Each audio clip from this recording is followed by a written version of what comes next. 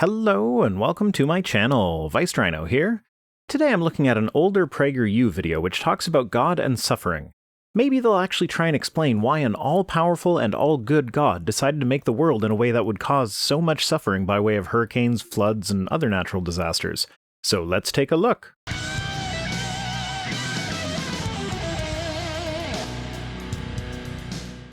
All good people are appalled by the sufferings of the innocent.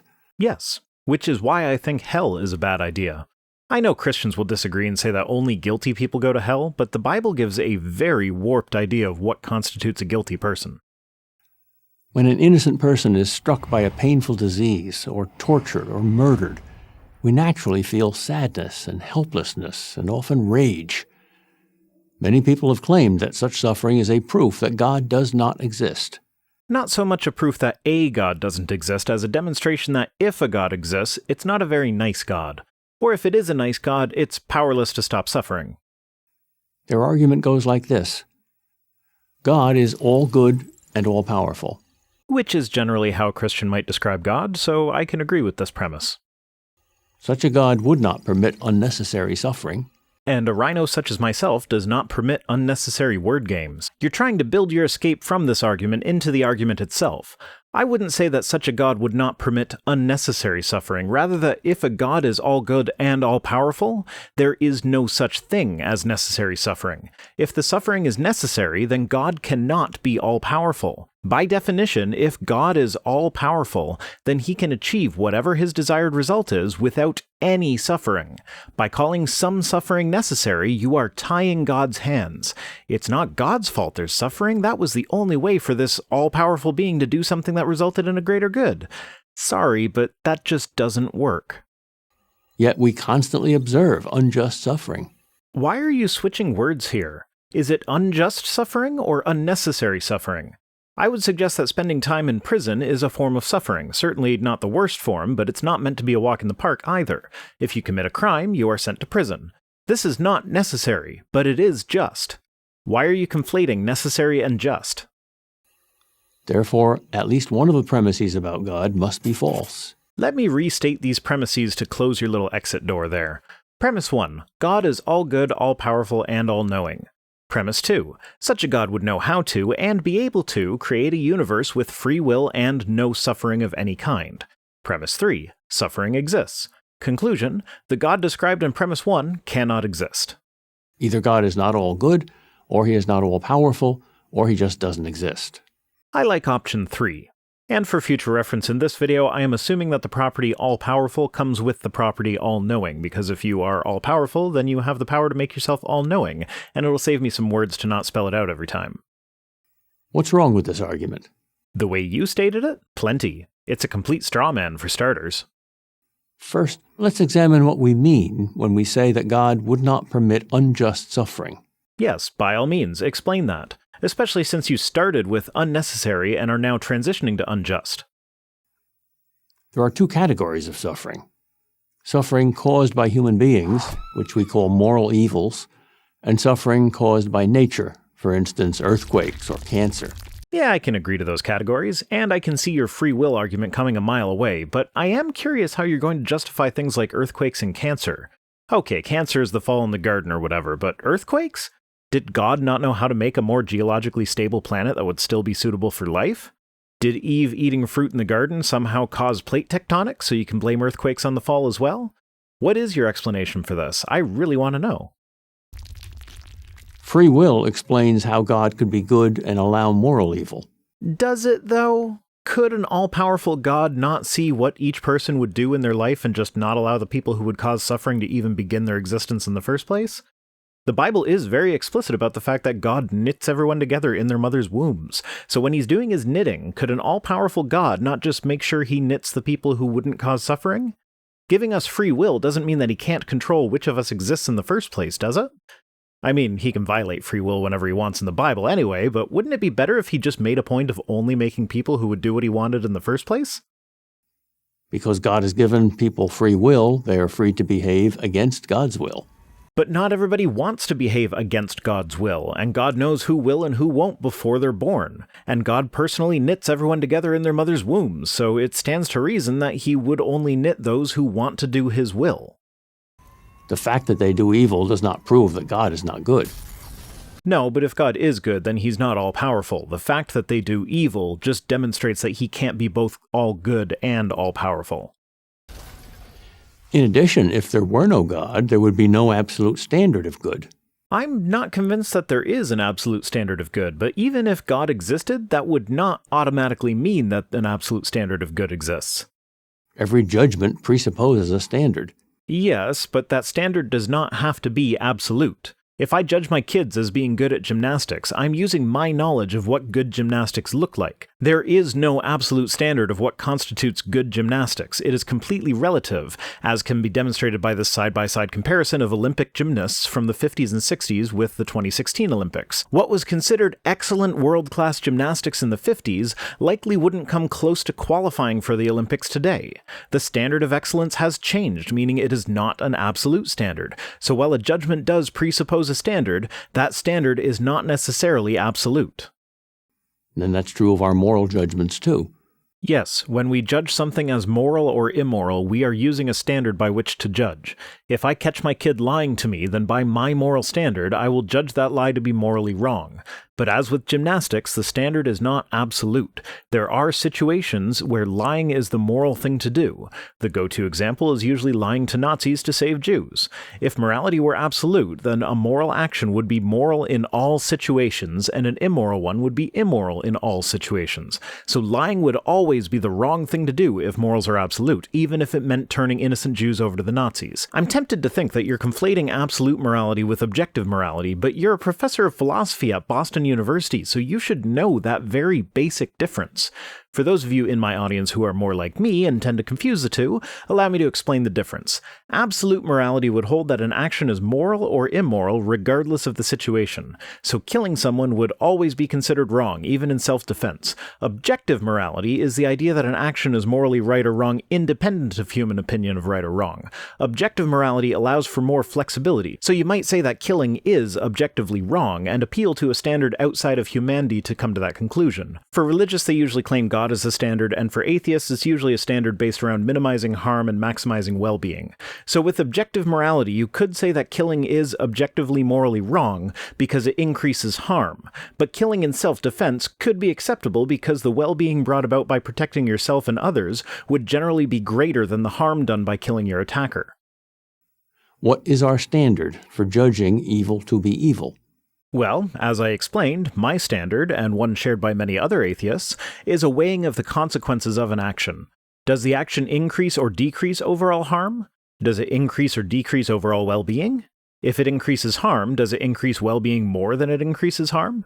These are not always easy questions, but they are important ones. I would rather weigh the consequences of my actions than appeal to an ancient book with dubious morals that keep on shifting depending on which section of the book you're reading. The most we could say about evil, if there were no God, was that we, in our subjective tastes, didn't like it when people did certain things to other people. Why are you bringing subjectivity into the discussion? Weren't you talking about absolute versus relative morality rather than objective versus subjective? You're a professor of philosophy, for Pete's sake. You shouldn't be making basic mistakes like this. Unless you're trying to make the improper comparison of absolute versus subjective. See, subjectively, the guy who attacks someone with a knife and has their arm broken when that person defends himself probably didn't like having their arm broken. Subjectively, the person who broke their arm didn't want to be stabbed to death.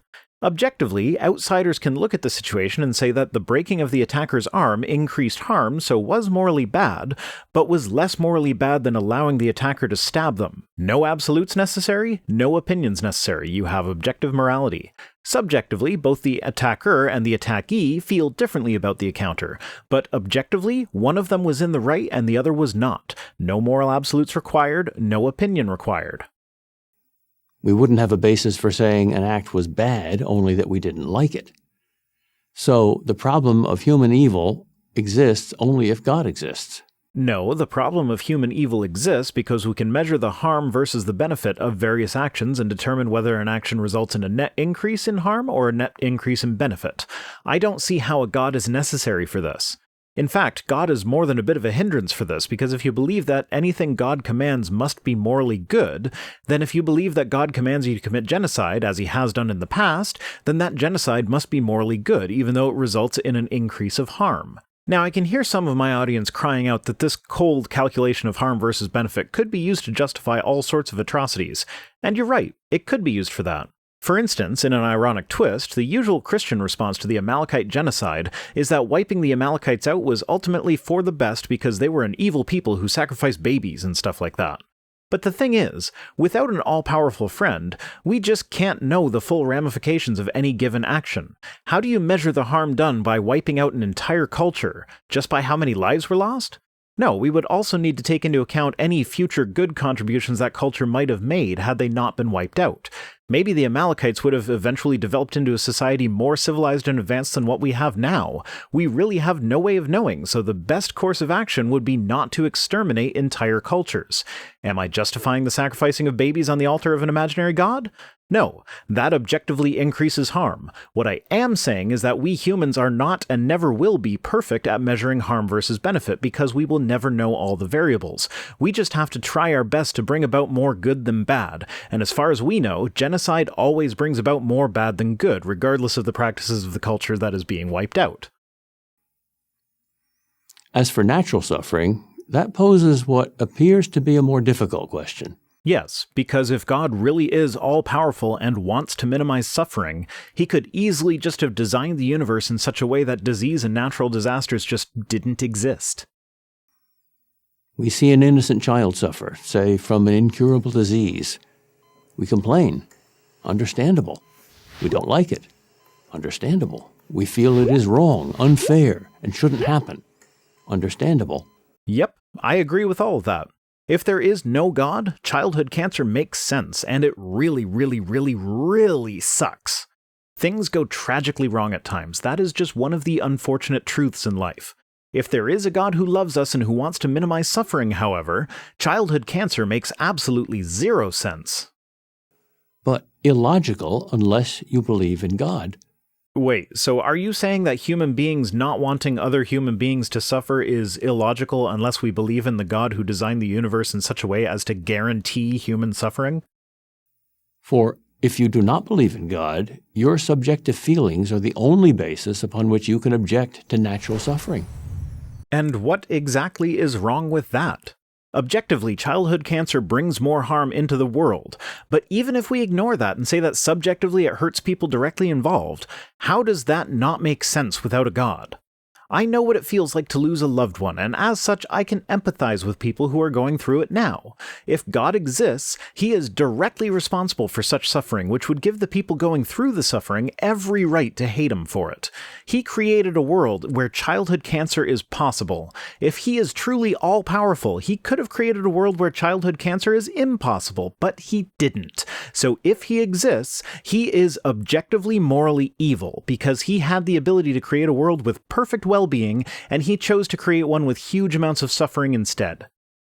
Okay, you don't like it, but how is your not liking something evidence for God not existing? Think about it. It's just the opposite. Our judgments of good and evil, natural as well as human, presuppose God as the standard. Not even close. God, as described in the Bible, is immoral, and as such cannot be the standard on which we judge morality. He has commanded and committed genocide. He laid out a set of rules that allow for slavery, both the indentured servitude that Christians are so quick to try and justify, and the chattel slavery that they ignore. He killed the sons of Aaron for making an offering to him in the wrong way. He killed a guy for trying to stop the Ark of the Covenant from falling because he had to touch the Ark in the process.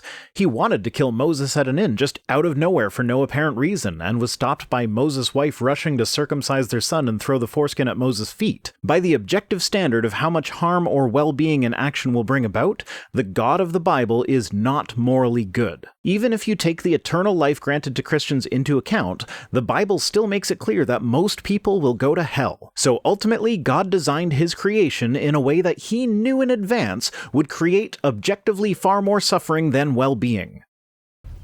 If there's no God, there's neither good nor evil. There's just nature, doing what it does. Yep. And the fact that you don't understand that we, as a part of nature, can be empathetic toward one another without having to appeal to a genocidal maniac in the sky says more about you than it does about me. If nature is all there is absolutely no need to explain why one person suffers and another doesn't. Unjust suffering is a problem only because we have a sense of what is just and unjust. I have never really understood this little twist of logic. Kids get cancer. The only reason we understand that kids getting cancer is bad is because the all-powerful, all-loving creator of the universe gave us a sense of what is good and bad. The all-powerful, all-loving creator of the universe could have created the universe in a way that would not allow any suffering of any kind, but chose to cause suffering for most people. But we only know that suffering is bad because this creator gave us a sense of justice. But it's enough of a sense of justice to know that he created the universe in an unjust way. But this is proof that he must exist, because how would we know that he was acting unjustly if he wasn't there to be the standard of justice? And round we go.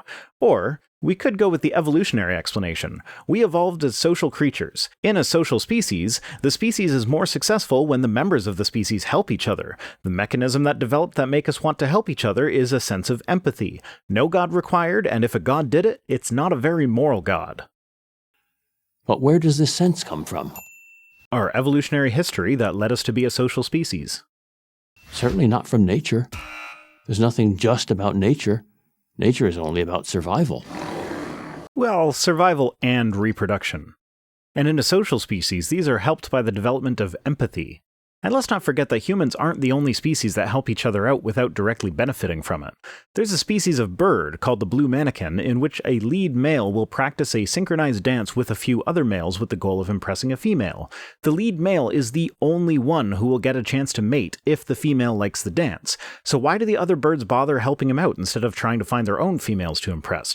Must be because they were made in the image of God, who is the standard of justice and fairness and morality or whatever, right? Or could it maybe just be that evolution does some weird shit sometimes? What, in other words, does it mean for suffering to be unnecessary or wrong? All it means is that it increases harm in the world. Now I would like you to explain why a god who is supposed to be the standard of morality that allows us to judge suffering as wrong would have created a universe in which natural suffering exists. How is that determined? Against what standard? Your private standard means nothing. My private standard means nothing. But all of our private standards together mean something, and we have to find ways of making our individual varying private standards work together in order to live in society. If I decided that I wanted to kill my neighbor, who I'm still mad at for having spray painted what he thought was the property line through my backyard without getting a proper survey done first and without talking to me about it, I would go to jail because I live in a society where I do not want to be killed, and I can understand that the best way to ensure that killing for relatively minor offenses like that doesn't happen to me is to not do it to others and to support the ostracizing of members of the society who do kill for minor offenses. We can talk meaningfully about suffering being unnecessary or wrong only if we have an underlying belief that a standard of right and wrong objectively exists. And I agree that an objective standard of right and wrong might exist, but here you go again conflating absolute with objective. And I think this is intentional because there is no way that a PhD philosopher such as yourself could be this confused about the difference between absolute and objective morality. But putting that aside, if an objective moral standard exists, why do you think it's necessarily a god? And not just any god, but a god who often performs actions that are objectively immoral. Unless you pull out his divine plan at this point and say that his plan will end up resulting in more good than bad if only we could see all the details of it, but then that makes the objective standard of good and bad that same measurement that I had proposed earlier, harm versus benefit. So that holds God to the objective standard that I proposed rather than having God be the objective standard. And if that standard really exists, that means there is a God. But why, though? I always see this asserted, but I have never seen it supported. Moreover, the believer in God has an incomparably easier time than the atheist psychologically, as well as logically, in dealing with the problem of natural suffering. Yes, it is easier to give up and say it's all in God's hands than to accept that sometimes bad things happen for no reason. But as Jesus himself would tell you, easy does not mean right. If you accept that a good God exists, it is possible to also believe that this God somehow sets things right, if not in this world, then in the next. In the next world, where the Bible confirms that the vast majority of humans will end up in eternal suffering. For the atheist, on the other hand, no suffering is ever set right. There is no ultimate justice. If we're still talking purely about natural suffering, then yeah, that is correct, and it sucks. But not liking something doesn't make it not true. The bad win and the good suffer. Earthquakes and cancers kill. End of story. No, not end of story. We do our best to help others in bad situations because we have empathy and we know we wouldn't want to be in that situation. We work to cure cancer, we develop buildings that can survive earthquakes, we strive to make a better life for as many people as we can. This life, because as far as we can tell, this is the only life we get. The closest thing an atheist can get to immortality is to be remembered by the living after they die, and I can't speak universally, but for myself, I would prefer to be remembered fondly. Literally. If nature is all there is, how can a sensitive person remain sane in a world in which tsunamis wipe out whole towns, evil men torture and murder innocent victims, and disease attacks people indiscriminately? The answer is, it's not possible. No, the answer is to do what good you can and don't spend all your time thinking about bad situations that you have no control over. But here you see a crucial difference between human beings and God. If a human had the power to stop the kind of suffering that you just described, most would. God, if he exists, absolutely has the power to stop all suffering and could do so at any time. But he literally watches it all happen without getting involved. It's as if he either doesn't care, doesn't have the power to stop it, or doesn't exist. And it's interesting to me that you don't even attempt to address the reason why what you called natural evil exists. As you yourself explained, if there is no God, there is just nature doing what nature does. But if a God exists and you want to claim that he cares about humanity and is good, then you need to explain why his creation constantly tries to kill us. That's it for this video. Today's comment of the day comes to us from Joey Aubé, who says, "Hey Vice Rhino, as a fellow Canadian, what's your thoughts on the new Quebec secularism law proposed by the newly elected CAQ government?" Or CAQ government. Yeah, you thought you'd escape this video without a dick joke? I think not. I have mixed feelings about the bill. For those outside the mighty Dominion of Canada, Bill 21 in Quebec would ban most public employees from displaying any religious symbols.